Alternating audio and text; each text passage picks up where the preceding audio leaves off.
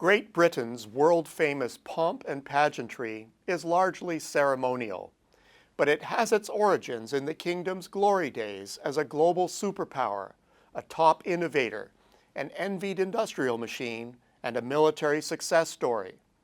Two very costly wars that sandwiched a protracted economic depression were a punishing blow to the economy last century, which by the late 1970s was racked with inefficiency, infighting, and government that was serially stymied by the circumstances. Crisis led to deep reforms that brought Britain from the brink to OECD powerhouse. But Elgar's strains stopped suddenly on June 24th as a shocked world woke to a vote favoring Brexit. Is the land of hope and glory now at risk?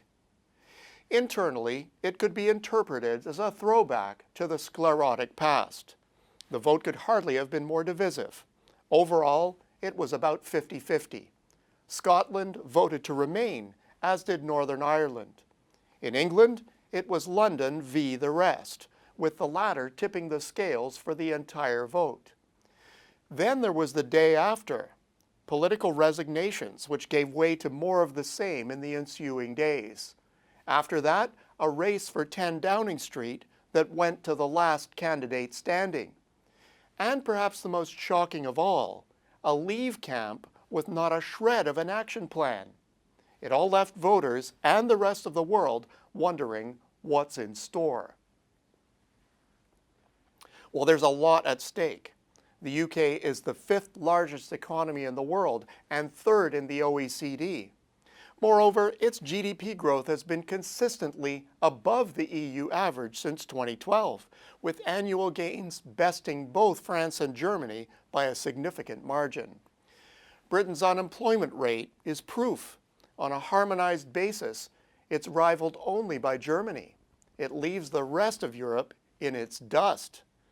On all but 2 of the Global Competitiveness Index rankings, the UK today outpaces the advanced economy average. On top of this, let's not forget London's role as global financial center, a key feature of Britain's economic renaissance. There's also a lot at stake for Canada. Britain is Canada's largest trading partner in Europe and the 3rd largest global destination for Canadian merchandise exports behind the US and China at $15 billion annually.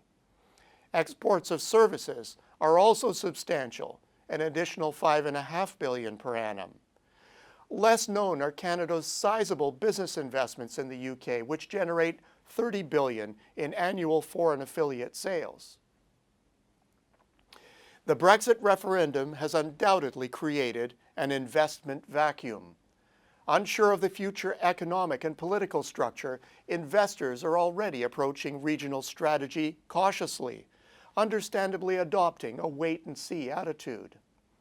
It is logical to assume that until a more concrete plan of action emerges on both sides, prospective investors will remain tentative.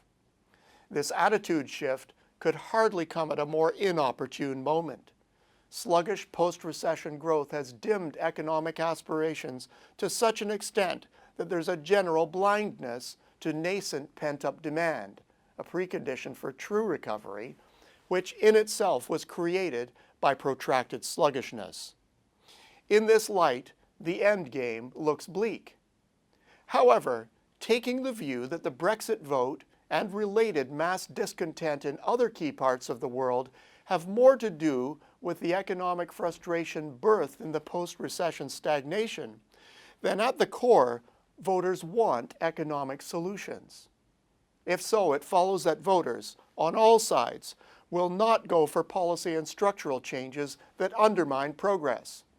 A more likely outcome is one that preserves elements that are foundational to growth and prosperity, and eliminates as much as possible the peripheral lightning rod irritants that ultimately tip the vote.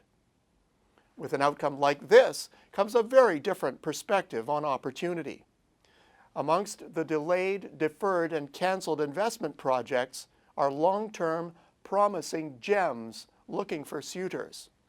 While in the current environment, one must tread carefully, it doesn't hurt to give a good look to what's available. Amid this present political turmoil, EDC is today opening a regional representation in London to facilitate Canada's substantial UK business and business in the broader region, hoping also to have ears on the ground for the opportunities that Britain's current and ultimate circumstances afford Canadian exporters and investors. The bottom line? Don't give up on the land of hope and glory. Voters there are merely reflecting the views of a frustrated broader world. Assuming that what they really want are bona fide economic solutions, hope and glory are still a distinct possibility. Until next week, I'm Peter Hall.